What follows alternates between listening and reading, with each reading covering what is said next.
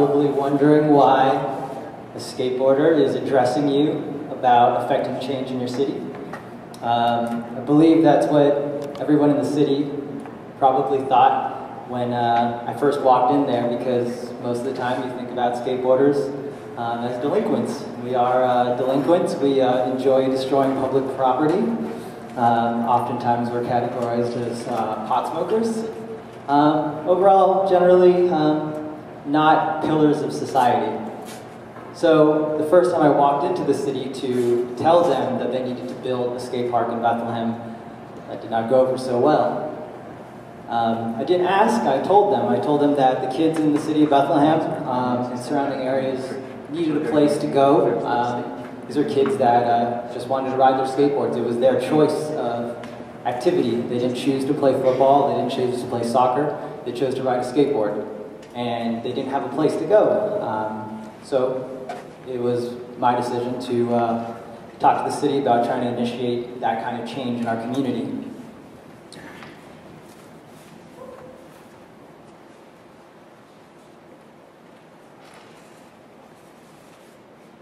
I think that the appropriate title for my speech should have been Effecting Change in the City by Being a Pain in Their Ass. Because that's what I was for about 10 years with the city of Bethlehem. I badgered them until we were able to make change. And sometimes when you want to create change, that is what you have to do. No matter how many times they tell you no, you have to keep pushing. But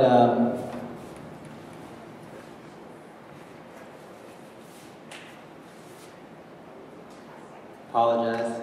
I had short notice to put this together, but I will do my best. One more time.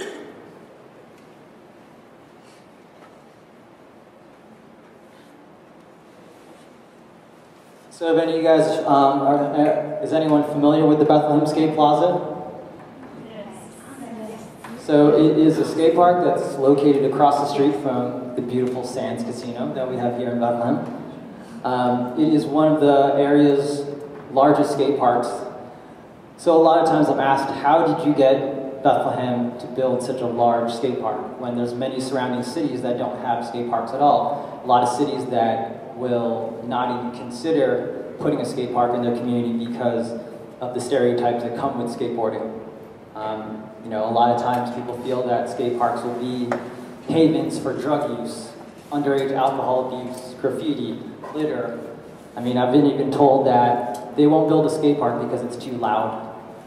And this is the city who should be providing for its community, and the youth are a big part of the community. So I'm often asked, well, how did you get that change? You know, if the city is so adamant about not providing skate parks, how are you able to bring that to the city of Bethlehem? And the first thing is that you had to adapt. You can't walk into the city of Bethlehem looking like this. This does not go over well with the city of Bethlehem.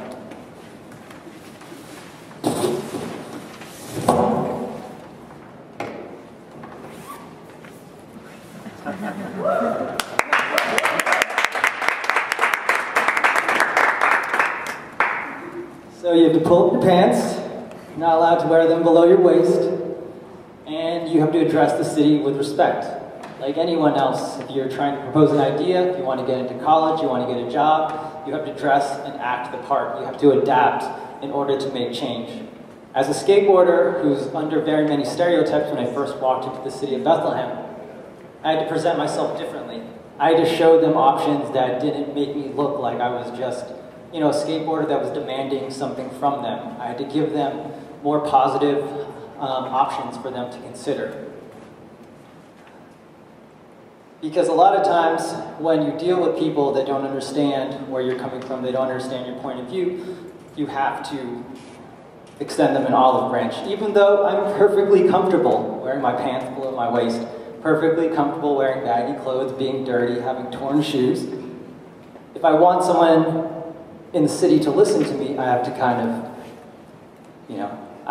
of extend an olive branch to them and sort of play by their rules, which is totally fine. It's totally fine by me. I'm not I'm not opposed to doing that. But adapting to your circumstance is one way that you can start to make positive change in your community with your city.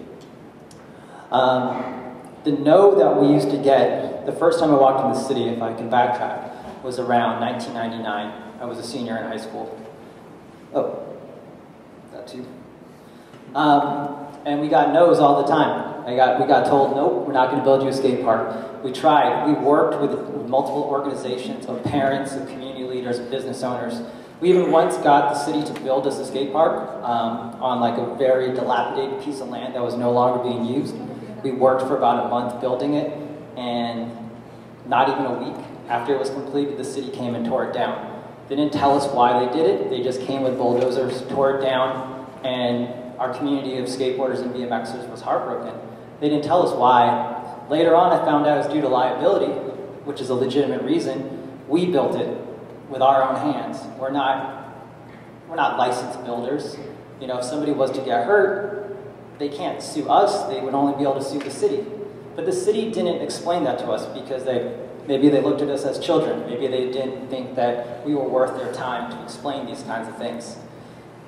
After that happened, a lot of people lost faith in the idea of Bethlehem ever getting a skate park. But I kind of kept badgering them. I kept knocking on the doors and said, can we still talk about building a skate park? Here's another option. I presented them with other positive ideas, and the no slowly went from no to maybe. They didn't like the idea of building a traditional skate park. Nobody wanted to build something that looks like what Tony Hawk would ride at the X Games, because what if skateboarding became unpopular?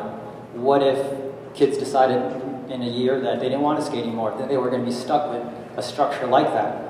So we had to think outside the box. I had to work with other people that supported the idea still and give them new solutions that they could work with. So we went from pitching them the idea of a traditional skate park to a skate plaza. The idea was to build obstacles for kids to skate that they would normally find like outside here in Lehigh University. I don't know if you often see skateboarders out on the railings, on the stairs, in the courtyards.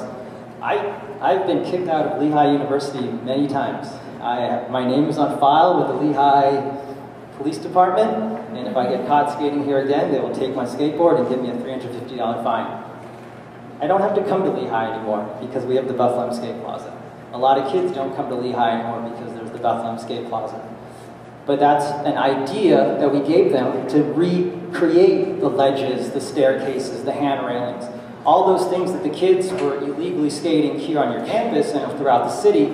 We decided to create a park that looked more like that, with the solution of, if skateboarding becomes unpopular and kids just decide to quit, what would they be left with? They would be left with a park that can be easily transformed into a regular community park.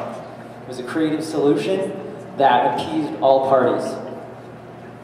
That maybe then went to, well, design your skate park. Design the skate park that you'd want to see. If they had no restrictions, if there's no funding issues, they let us go. And that was around 2004. We started our design process. And at this point, it was maybe like 3 or 4 of us. Everyone else had lost hope. Everybody else gave up on the idea that Bethlehem would ever build a skate park because of the things that had happened in the past. But we kept pushing forward. We kept knocking on their doors and asking like, hey, what about this idea? Where can we build it? When can we build it? To the point where I literally was a pain in their butt.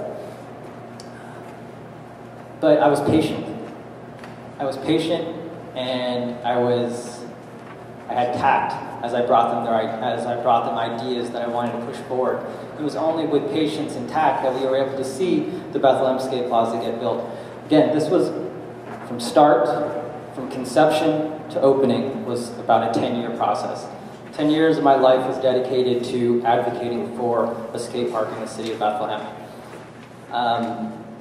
There was constant advocacy for it because just as much as we present this as a positive place to give kids a place to go, because cities build basketball courts, they build tennis courts, why not build a skate park? There was always opposition in the community that we had to face head on. And we had to be good examples of what skateboarders would be. We had to stop coming onto Lehigh's campus. We had to stop getting kicked out of City Hall for skateboarding there. We had to do our best to try to rally our community around this idea that this would be better. A lot of this was done where we had people who were much more powerful than myself and the other people that were working with me, people that had much deeper pockets than the people like myself and the people that worked with me. So there was constant, we were always being told, well, why not make it smaller? Why not take it outside of the public view and put it into a back corner somewhere in another dilapidated piece of city land? Why does it have to be in such a prominent location? We had to fight people to let them know, like, you know what? If you put the skate park in a place where the rest of the community can see it, the rest of the community will celebrate it instead of shunning it. If you put kids in the back corner where they're like, oh, the adults aren't watching me, what do you think will happen? That's when you're going to have the drug use. That's when you're going to have the alcohol. That's when you're going to have the graffiti, because there's no structure to it. The city of Bethlehem took a chance on our idea by putting the skate park at the eastern gateway. When you come into the city off 78, what do you see? All right, you see the casino, wonderful. But you see the skate plaza, you see the Bethlehem Greenway, you see things that are for the community. It took a long time to get them to see that vision, and we had to constantly never sacrifice that vision for something lesser. We did have to sacrifice our egos to make sure that everyone else in the city of Bethlehem, whether it was the administration or the other people that supported the idea, that they felt that they're the ones that made this happen. And that's fine. I don't need credit. I appreciate the credit, but I needed that. I needed to have a place to go where my friends and I could skate. So when you're trying to affect change, there are times where you have to put your own ego aside, your own accolades, whatever it is that you're trying to achieve aside, and maybe share that limelight with everyone else in order to make sure that they back you, that they support your ideas. So the change that I've seen in the city of Bethlehem since this Bethlehem Skate Plaza has opened is, it came from the previous police chief. He said that 90% of the frivolous calls they got about skateboarders around Bethlehem, it was cut down 90%, which is huge because that's what we told them. We told them that if they built a place where kids can go and not be hassled, that's where they would go. It's now a place where kids can practice skateboarding and BMXing in a safe and legal environment. They're not on the streets anymore. They're not being a problem. You're keeping these kids who, at a point, got to be criminalized for what they wanted to do. And eventually, sometimes, you keep getting kicked out, you keep getting harassed, you keep getting told, you're a delinquent, you're a criminal, you shouldn't be doing this. Kids are going to stop doing that.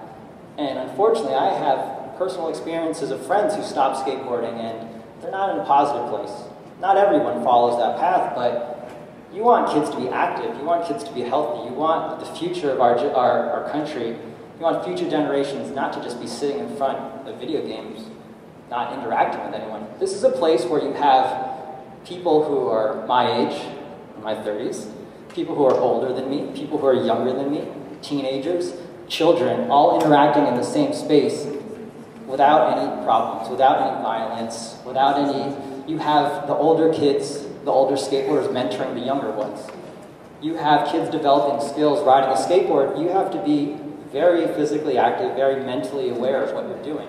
These are things that are teaching kids lifelong lessons about, all right, you're going to fall, you're going to scrape your elbow, you're going to get hurt, but you're going to get back up. And you're going to continue trying and trying and trying until you achieve what you want. Those are the kind of life lessons that we want to be teaching future generations. And these are the points that we had to really fight people over to get them to build a place like this. But since it's been built, it opened up in 2010, and it's been, all the people who are like, I don't know, that's going to be bad. Everyone's like, oh wow, the skate plaza is great. It's a great place. And that's fine. I'm glad that people came around. What's been great about the Bethlehem Skate Plaza is that it's opened doors for other communities it's served as an example to help other communities see past the stereotypes, see that these places, if done correctly, can be positive places for the youth in your community.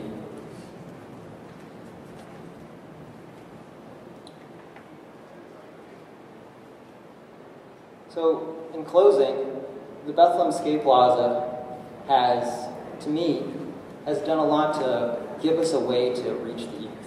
Because of this, we've been able to start many after-school programs in local schools, because local schools want us to teach intro to skateboarding classes to their elementary school grade students, their middle school grade students. We run a skate camp at Northampton Community College in the summer. That's their most highly attended summer camp.